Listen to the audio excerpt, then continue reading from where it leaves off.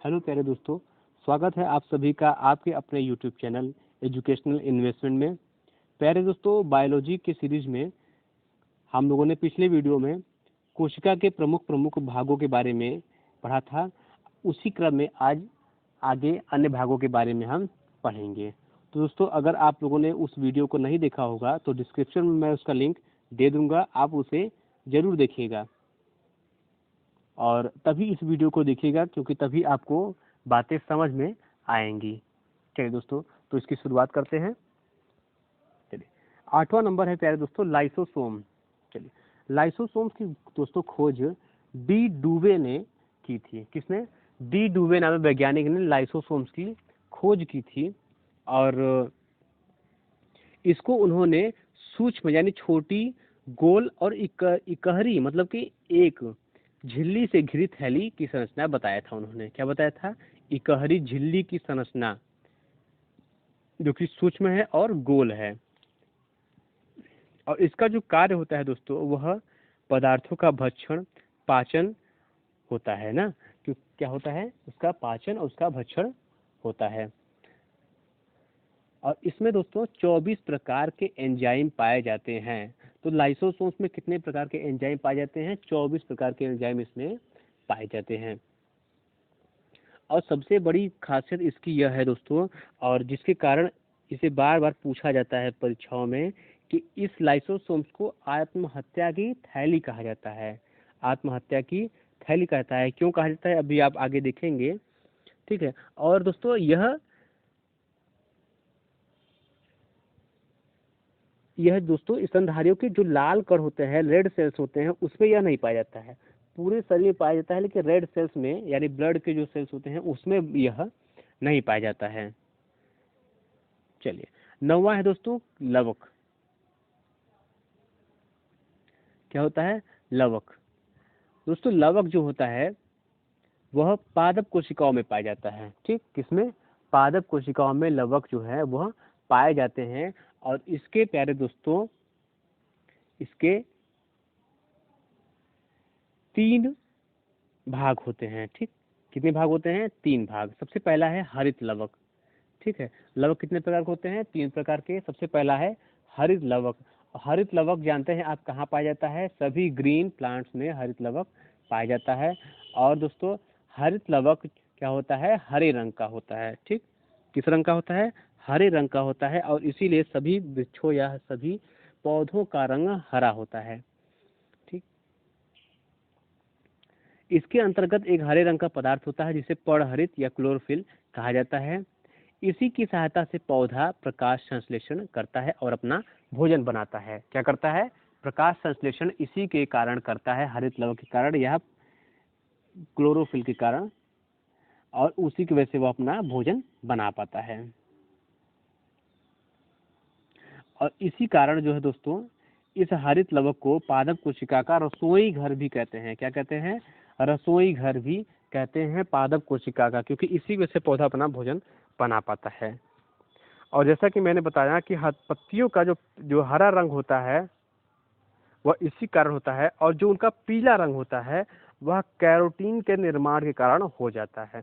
पत्तियों का जो पीला रंग होता है प्यारे दोस्तों, वह कैरोटीन के निर्माण के कारण होता है। ठीक, चलिए अब आगे देखते हैं। अब है दूसरा हरित लवक का दूसरा भाग। लवक का जो दूसरा भाग है वह है अवर्णी लवक। कौन सा? अवर्णी लवक।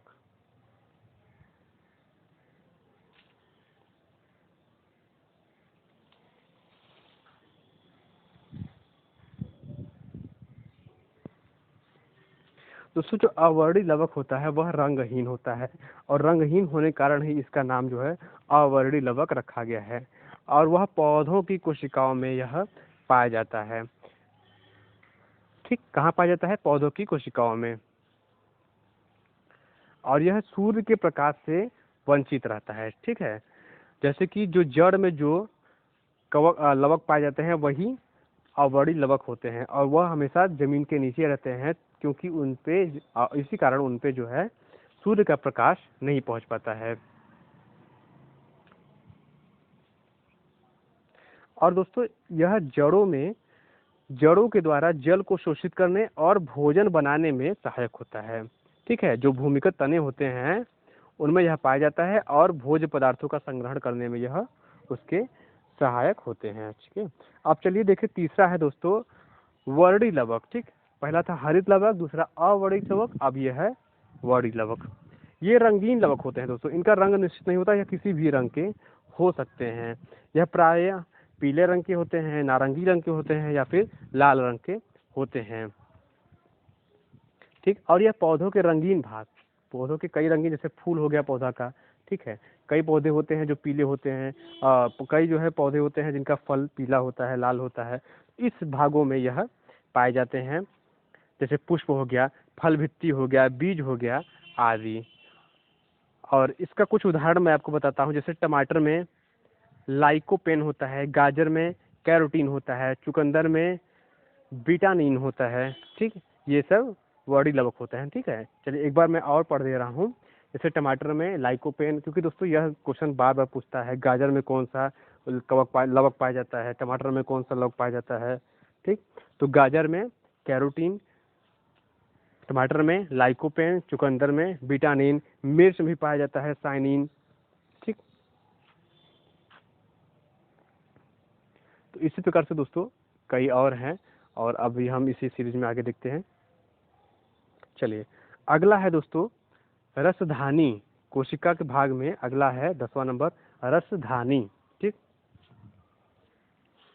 दोस्तों, रसधानी जो होता है वह कोशिका की एक निर्जीव संरचना होती है। कैसी निर्जीव संरचना होती है, और यह तरल पदार्थ इसमें भरी होती है। ठीक है, रसधानी में क्या भरा होता है? रसधानी में एक तरल पदार्थ होता है, और रसधानी जो होता है वह कोशिका का एक निर्जीव भाग होता है।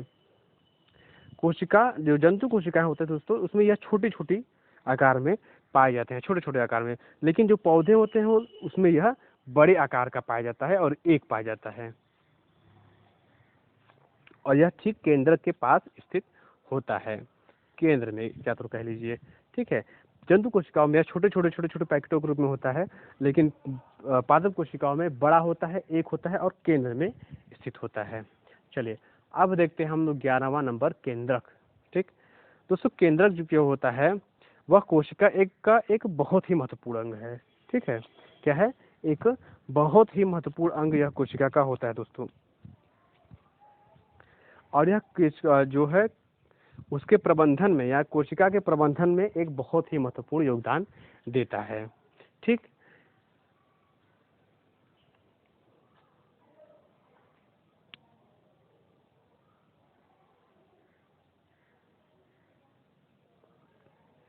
दोस्तों केंद्रक द्रव्य में धागे नुमा पदार्थ जो होता है जाल के रूप में, धागे नुमा पदार्थ जो होता है वह जाल के रूप में बिखरा दिखाई पड़ता है। इसे क्रोमैटिन फीते कहते हैं। क्या कहते हैं? क्रोमैटिन फीते कहते हैं इसके चारों तरफ। और यह प्रोटीन एवं डीएनए का बना होता है। किसका? प्रोटीन या फिर डीएनए का यह बना होता है। और कोशिका के विभाजन के समय क्रोमैटिन सिकुड़कर अनेक छोटे छोटे धागे के रूप में संगठित हो जाते हैं।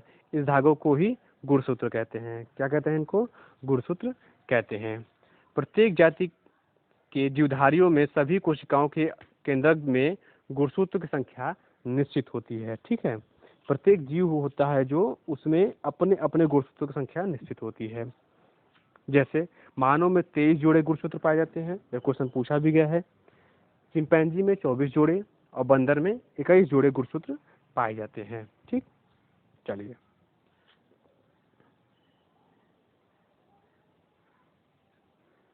अब आगे देखते हैं। और प्रत्येक गुणसूत्र में दोस्तों जेली के समान यह गाढ़ा होता है। ठीक, किसके समान? जेली के समान यह गाढ़ा होता है, जिसको मैट्रिक्स बोलते हैं। क्या बोलते हैं? मैट्रिक्स भी इसको बोलते हैं। और मैट्रिक्स में दोस्तों छोटे छोटे परस्पर लिपटे हुए महीन कुंडलीदार सूत्र दिखाई देते हैं, जिसको कि क्रोमोनिमाटा कहते हैं। क्या कहते हैं? क्रोमोनिमाटा। यह किसमें होते हैं? यह मैट्रिक्स में छोटे छोटे परस्पर लिपटे व महीन कुंडलीदार सूत्र के रूप में दिखाई देते हैं। ठीक, चलिए क्रोमोनिमाटा जो होता है दोस्तों एक अर्ध गुणसूत्र का बना होता है। किसका? अर्ध गुणसूत्र का यह बना होता है।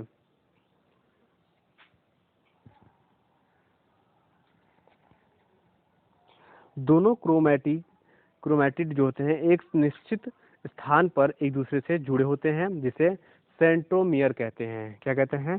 सेंट्रोमियर कहते हैं, जहाँ पे यह जुड़े होते हैं, मिलते हैं। चलिए, गुणसूत्रों पर बहुत सी जिन स्थित होते हैं। क्या स्थित होते हैं? जिन।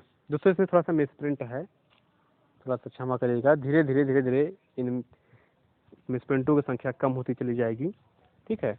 तो उनकी संख्या स्थित होती है जो A1 पीढ़ी से दूसरी पीढ़ी, मतलब एक पीढ़ी से दूसरी पीढ़ी में लक्षणों को क्या करती हैं? ट्रांसफर करती रहती हैं और हमारे आनुवांशिक गुणों के लिए उत्तरदायी होती है। ठीक, कौन? जिन या गुणसूत्र। चूंकि ये जिन गुणसूत्रों पर स्थित होते हैं एवं गुणसूत्रों के माध्यम से ही पीढ़ी दर पीढ़ी स्थानांतरित होते रहते हैं। ठीक, यह पीढ़ी दर पीढ़ी स्थानांतरित होते रहते हैं, इसलिए गुणसूत्रों को वंशागति का वाहक कहा जाता है। किसको? गुणसूत्रों को वंशागति का वाहक कहते हैं।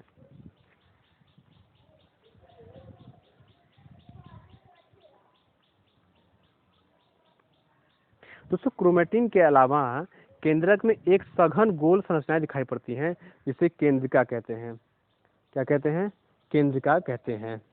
और इसमें राइबोसोम्स के लिए आरएनए विश्लेषण होता है। क्या होता है? राइबोसोम्स के लिए आरएनए का संश्लेषण होता है। ठीक, चलिए दोस्तों, अब अगला जो है टॉपिक अगले वीडियो में देखते हैं। अगर यह वीडियो आपको पसंद आया है तो इसे लाइक करिए, सब्सक्राइब करिए और शेयर करिए। और प्यारे दोस्तों, इस चैनल को ग्रो कराने में थोड़ा अपना सहयोग दीजिए।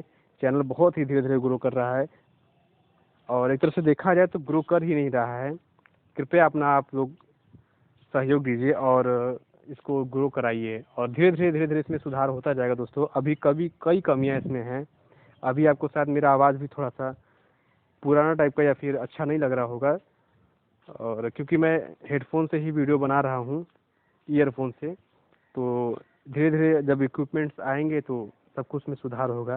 लेकिन उससे पहले आप लोग इसको जो है थोड़ा फैलाइए इस वीडियो को और चैनल को मेरे थोड़ा बड़ा बनाइए। तो ठीक है दोस्तों, तब तक के लिए नमस्कार और खुश रहिए, स्वस्थ रहिए, ज्ञान लीजिए, ज्ञान बांटिए, क्योंकि ज्ञान अच्छी चीज़ है।